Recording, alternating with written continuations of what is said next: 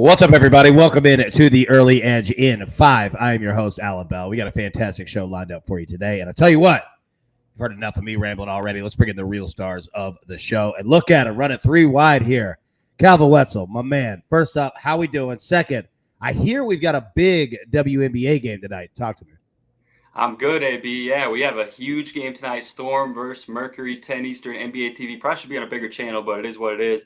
2 reasons. You got Sue Bird versus Diana Taurasi. Sue's announced that she's retiring. Who knows when Taurasi will, but this is the final regular season matchup, maybe the final matchup ever between 2 legends, best friends, #1 picks in back-to-back years coming out of UConn, dating back to their days as teammates under Gino Auriemma there. Talking about the leading scorer versus the leading assister in all-time WNBA history. So really big matchup there. And then you're also talking about Tina Charles' return to Phoenix. She hasn't played Phoenix since that contract divorce, sort of a rocky exit earlier this season that ended with basically on camera, one of their players got called saying F Tina Charles. So there's some bad blood there. This is her return. This will be a spicy matchup tonight.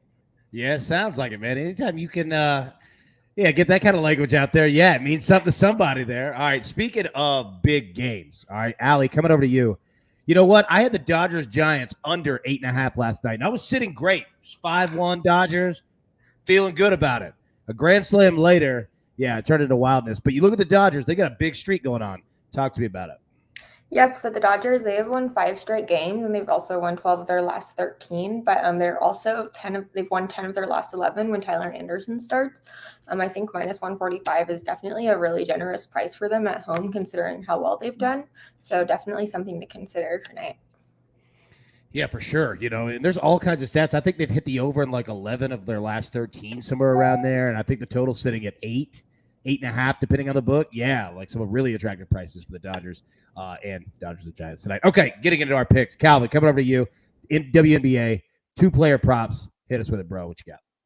All right, yeah, more player props on Bet Rivers. A couple good bounce back spots that I like. First off, Arike Gumbawale. She's a volume scorer, so sometimes she gets cold. That happened last game, 20-some%, 15 points. But over her career, last 3 seasons, whenever she scores 15 or fewer points, 18 times that's happened. 14 of those times she bounced back, scored 20 or more the next game. So over 19.5 looks good there. That's minus 117. Also, the 4 games that she's been under 30% this season, she's averaging 31 points per game in the following game.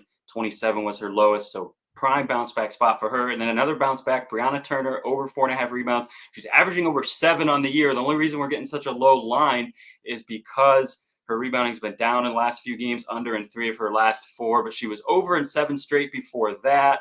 She plays a Seattle team that gives up the most rebounds per game in the league. They're bottom 4 in rebounding rate on offense, bottom 4 in rebounding rate on defense. So another prime bounce back spot for her. That one's minus 118. I grabbed it at plus 110 earlier this morning. I don't know why we got it at plus odds, but I still love it at minus 118. So we're taking Arike to bounce back scoring wise and Brianna Turner to bounce back in the rebounding column. Yeah, I'm going to say somebody over in the Bet Rivers offices saw you playing that. They decided to put a little juice on it, man. Nice job there. All right, Allie, you got one play, Major League Baseball. Bring us home. What do you got? Okay, so I'm going to go with the Phillies on the money line at minus 135. Kyle Gibson, he's been a little bit more comfortable at home. He still has that 4.01 ERA.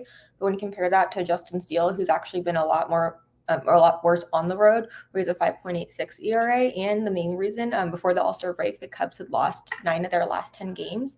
So just for that reason alone, they've really struggled on the road this season. They're 17-25, and you have the Phillies who are 24-21 at home. So I think at minus 135 is definitely worth playing the Phillies today. There we go. All right. I think that's all the damage we could do for today. Everybody, thank you so much for tuning in. We'll be live again tomorrow morning, normal time, Saturday, 10 a.m. Eastern, where we'll break down everything across Major League Baseball and more. But until then, as always, best of luck. Let's cash these tickets, and we'll see you tomorrow. Thanks.